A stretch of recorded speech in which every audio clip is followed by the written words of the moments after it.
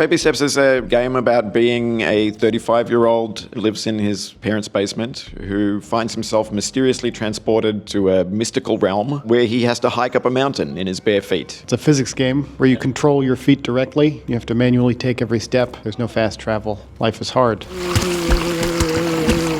There's an arc to playing the game where you maybe for a moment you're challenged and you're sweating and you're leaning forward, and then you're leaning back and you're relaxed, and then maybe there's something kind of funny at the end of that as well, and there's kind of like a ebb and flow to the experience.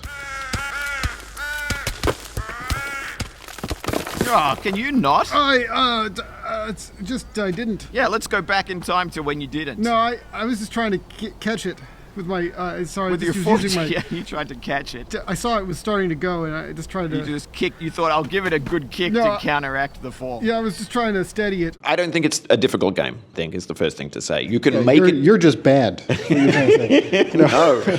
You can make it difficult. So we're taking a very different approach to my game Getting Over It, which has one path, and if you mess up, you're back to the beginning. This is not like that at all. Really kind of achievable set of paths that are very sort of safe and more or less easy. And we're constantly tempting you off that and inviting you to try something that's a bit more difficult, but on your own terms. And if something that's optional seems like it's too hard, you just don't have to do it. Also, just because it's an open world game, a lot of the time when you fall off something, you're falling into a part of the world you haven't been to before. We try to design the world so that when you're losing progress, you're not just back where you started. You don't have to do the same thing again. It's putting you on some other path. Okay, tree. And up. We've done a lot of work from an aesthetic standpoint to make it so that falling is enjoyable, so that there's rich aesthetic experiences you're having as you're sliding down a mudslide, as you're losing progress. There's cool stuff that's happening, and there's a lot of richness in what failing feels like in the context of playing this game, and it's enjoyable. The purpose of games is not just to blindly succeed. Yeah. And part of what we're trying to do with this game is to make the process of not succeeding enjoyable. Hopefully funny as well, yeah.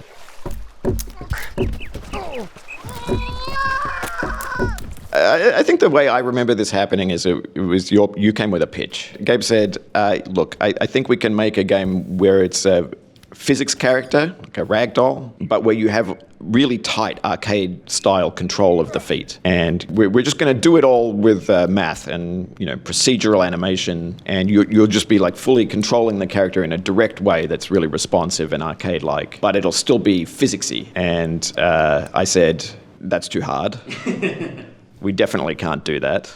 And you said, no, I'm going to prove it to you. And you... And it only took 5 years. It took you 5 years, but you actually did have the prototype up and running in about a day and a half. Yeah, the prototype was fun. It was just little boxes and glowing balls moving around. It already had a bright glowing butt even at that point, which maybe sent us down a road of butt-forward design.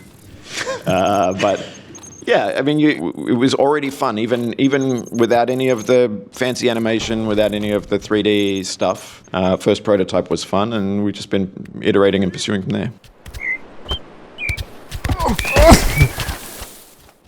The whole game is kind of meant to be in contrast to AAA games. It's like a joke about AAA games. What if 3 people were going to make a AAA game? And we're kind of taking on a lot of the aesthetics of that, which includes cutscenes and over-the-shoulder camera and open world, and it's a lot of how we do the cutscenes is like a kind of a scrappy version of a AAA studio. We do all the voices ourselves, we do all the animation ourselves, we have a mocap suit, we do facial animation with our phones, like a trash version of a AAA game.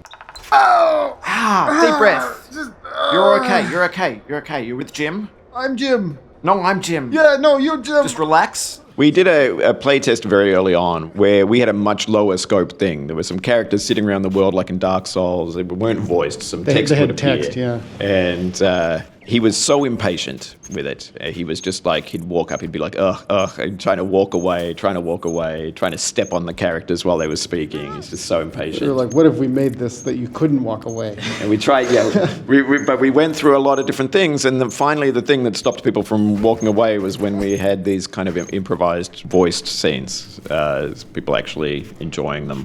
So the scope got bigger and bigger and bigger until we started to actually find people having a good time with it, and so that's where we landed. But it got a little out of control. I don't want people to think that this is just like a challenge game. There is a kind of narrative stuff, hopefully is funny and entertaining and interesting. But as well as that, there is a kind of a meditative side of it, because you're hiking. It's a long hike. There are periods of sort of room to think, room to kind of wonder about what's happening in the game and to ruminate. And we have Max's lovely procedural score, which sort of weaves music out of the landscape around you in those moments. And so there's like a synesthetic experience as well. I think coming out of work on Ape Out, I was excited to try and play in a space that was less genre defined. I got really interested in like the ways that things like water and wind can be rhythmic, and sort of started experimenting from there and came up with this concept of trying to build music out of sounds of Foley, sounds of animals, sounds of just the natural world. And then as we sort of started to work on this, it became clear that was a really good fit for this environment. And we were having a conversation, and the notion that like these sounds could actually be coming from the props in the environment was floated, and we've sort of been chasing that sense. It's a big, complicated, ambitious, and strange idea, but it's partly just trying to put forth a kind of version of the world that is aesthetically and rhythmically in line with you when you're in line with it. Yeah, for me, that's kind of like the ideal experience of hiking, is like you sink into your own rhythm, you start to observe the ways that your rhythm intersects with other rhythms around you, and we're trying to sort of give people a hyper-real, magical version of that experience with the audio experience. What the hell? I said when Getting Over It came out, I said it would take, what did I say, an hour if you were really fast? Yeah, something like that. And it's actually a minute is the answer. Yeah. So I should take whatever I think and just divide it by 60. What's your time? What's your guess? For a speed run? Okay, wait. What are the parameters of the bet? Is this the speed run after 6 months? After 6 months, I think they'll be doing it in 20 minutes. That's too short. That will have some crazy glitches and skips. Skipless, like glitchless run, I want to say 2 hours. I'm going to say 1 hour. Baby Steps is coming to PlayStation 5 and Steam later this year. Give us a wish list.